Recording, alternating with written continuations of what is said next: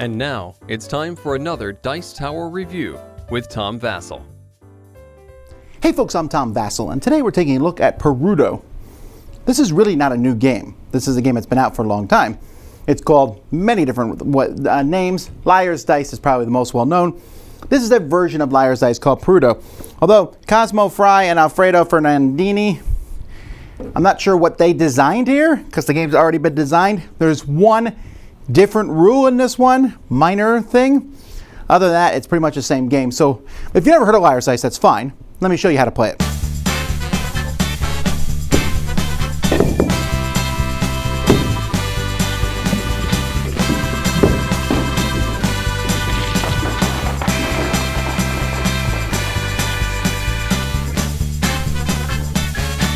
In Perudo, each person is going to get a cup full of dice that are the same color as they have. So each player is going to take these at the beginning of the game.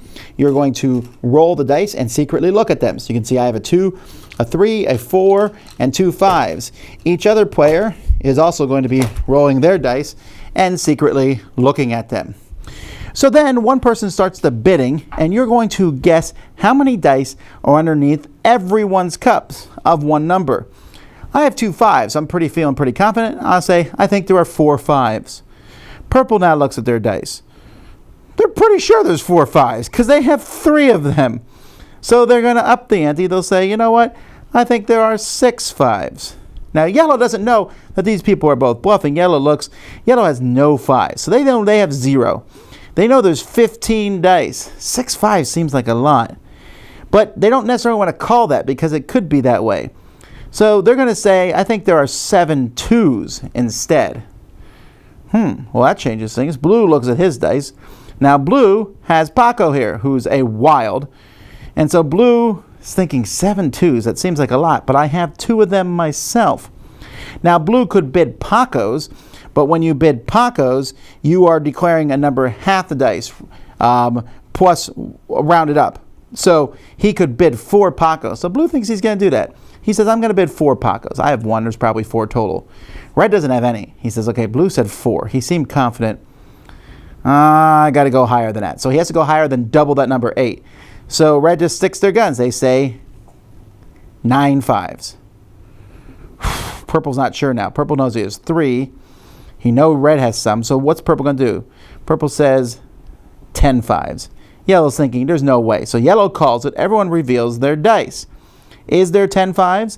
There is 1, 2, 3, 4, 5, 6. There's not 10. So yellow is going to win this challenge. By the way, you're supposed to say Dudo when you challenge someone. So since purple lost, purple would lose 1 die. And then everyone's going to take their dice and start another round. Except now, instead of there being 20 dice in this 4-player game, there is now only 19 dice. Now, if you lose your 4th die, and you're down to a single die left. At this point, you are going to call Palifico. And what that means is for the next round, Pacos are not wild, and you cannot change the die value from the previous bid. So if I say there are 2 Pacos, purple's going to look at that and go, I can't change it to something else, so I'm going to say, okay, there's 3 Pacos. Yellow's like, no, I'm not sure. Purple seemed pretty strong, so I'll say 4. Blue's like, what are these people talking about? So he calls it. There's only 1 Paco, and yellow loses a die.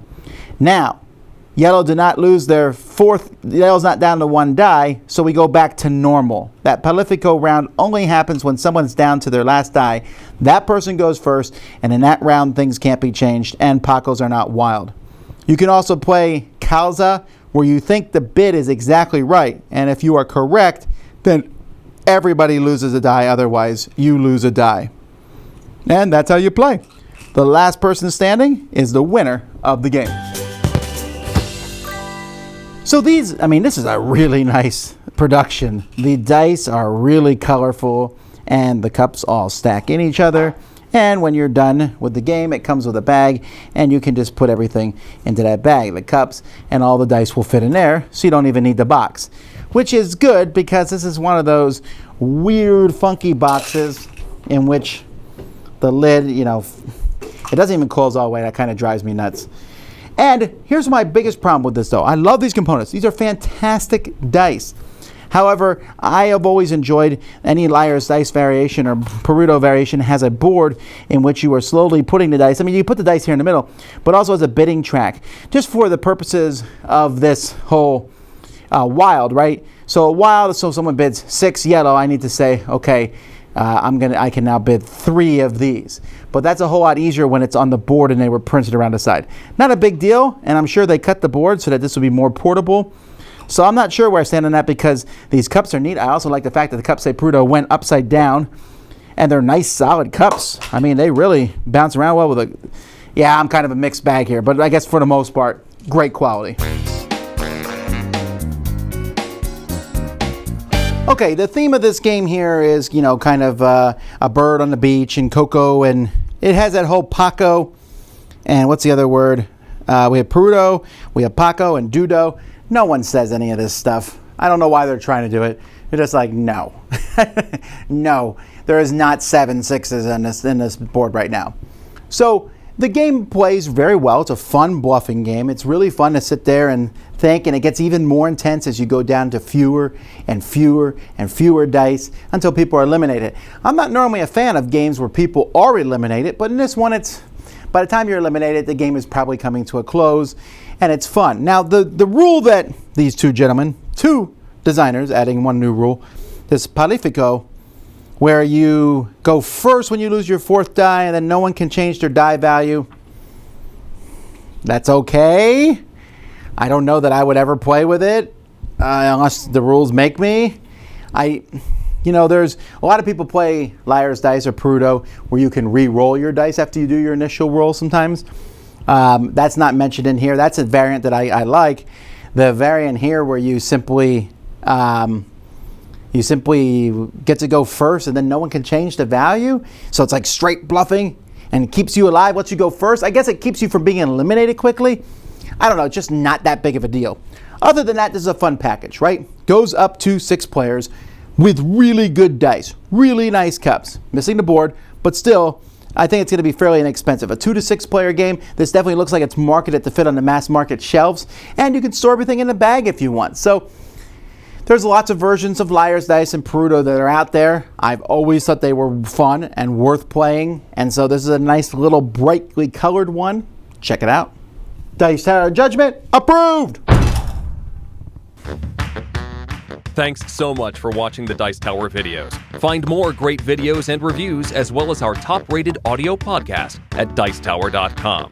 You can also find other great shows at Dicetowernetwork.com. I'm Eric Summerer, and you've been watching The Dice Tower.